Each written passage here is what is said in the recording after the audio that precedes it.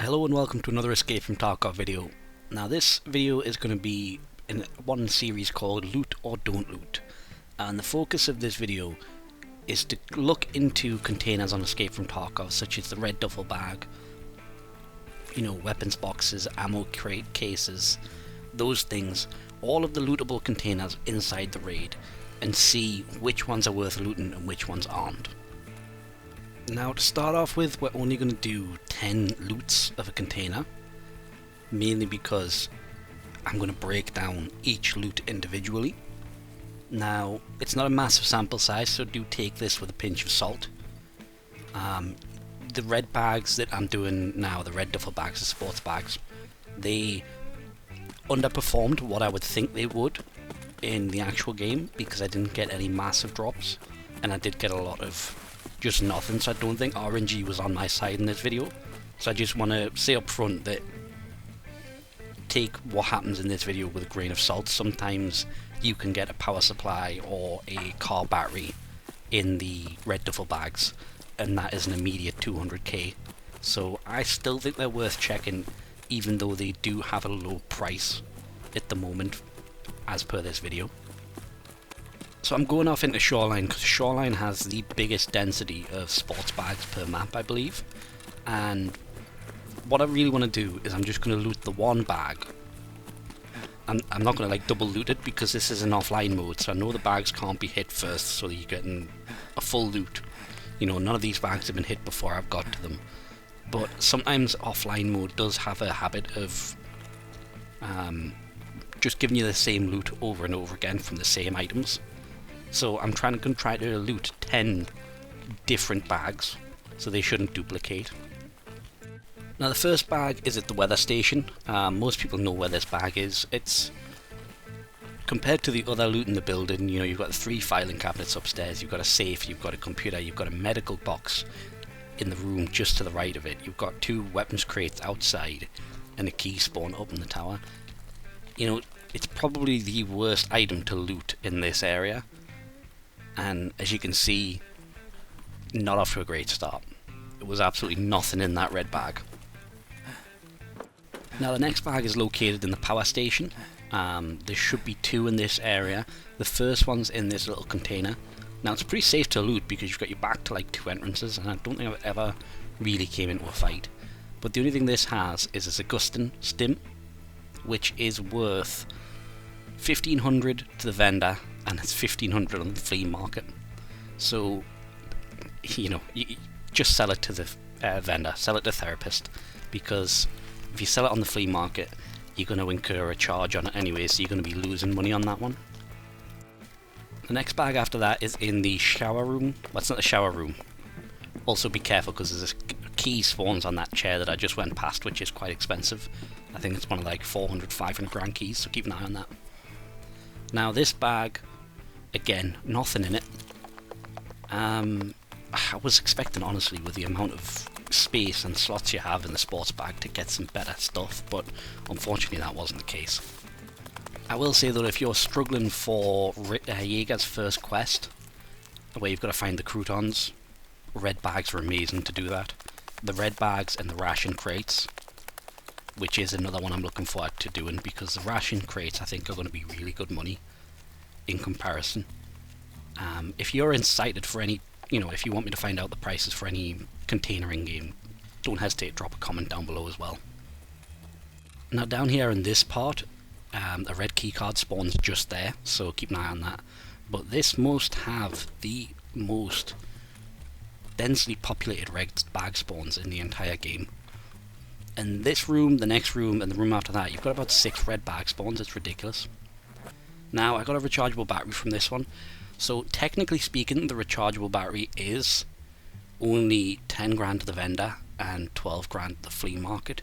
However, if you were to trade that rec battery in for an ADAR with Skier, you could theoretically make more money through that rec battery. Now, the bag after that is just over there, and all it had in was a cricket, which, not a lot of money to be fair. Even with the vendors surrounding crickets, they still don't retain that much value. You're talking 800 rubles to the vendor and 1000 on the flea market. I'm also going to post below a wiki page. It shows you what you can get in the red bags. It's just a loot table for them. So bag number 6, we actually got more than one item, which was good. Soap was really surprisingly expensive. I think it came out as, 16 grand on the flea market, and that's because you can use it as a trade for the armor I'm wearing in this video. And the screw nuts are still 16 grand on the flea market, but that's primarily because they're heavily used in hideout upgrades. So keep an eye on that, because hideout upgrades, they drop in price towards the end of the wipe. But you see how that one decent bag has shot us up in price compared to the first 2 bags with nothing in. Now, like I said, eventually I do want to do video series that look at these with more numbers, perhaps 20, 30 loots rather than the 10, but I wanted to do the 10 at first so it can really break down each single loot rather than having, just like an equal sign on what the loot was equal to. So the Aramid, not great value, but to be fair, I didn't really think it was worth anything at all anyway, so it's not too bad to pick up. So yeah, this spot where I am, if you do decide to farm red bags here, be careful because it's very highly trafficked because of the red keycard spawn. Now I was thinking that water was going to be more expensive than 25k on the flea market, but I suppose that's 12.5 grand per slot value, so it isn't the worst. But I think these bags are very heavily dependent on RNG, because if you get a Bitcoin in one of these bags, it's worth checking. I have received a Bitcoin in a bag before. You can get lead X's in these bags. I have not seen one of those. A Bitcoin's the best thing I've seen, but it's worth keeping an eye out on them, simply because they don't get hit as often. So if you're in a scav raid and everything's been looted, have a look at the bags. You can sometimes find some really decent valuable stuff, and it's not, you know what I mean, like if you spend 20 minutes going through bags rather than 20 minutes trying to find things that have already been looted, chances are you're going to come out with more money.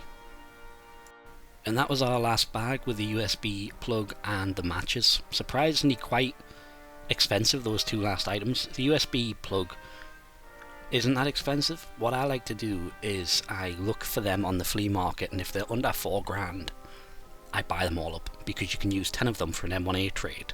So if you buy 10 of them for 4 grand, that's an M1A for 40 grand. It's not a bad price. Now, let's go to the scoreboard. So, the red bag, you're going to get 62,100 rubles vendor price over 10 bags. That's about 6k per bag for vendors.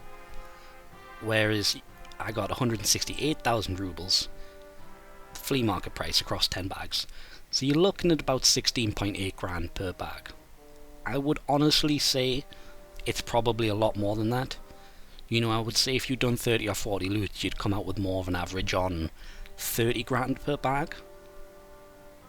I would definitely say these are one of those items that it depends on the time constraints involved.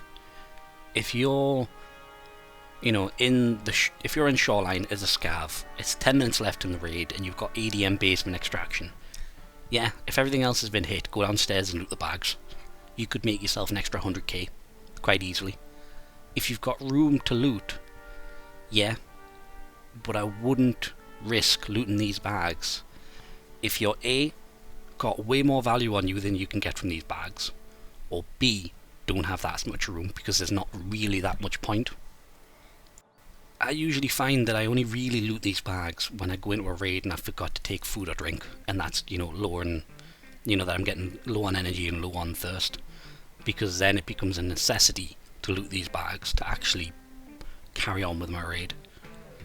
But other than that, I would say these bags are good if you have a lot of time and you don't have a lot of loot.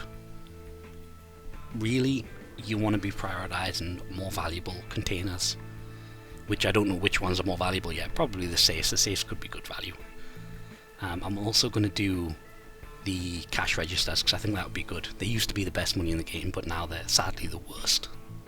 But that's going to be it for this video. I hope this video helps you sort of get your head around if the bags are worth looting or not.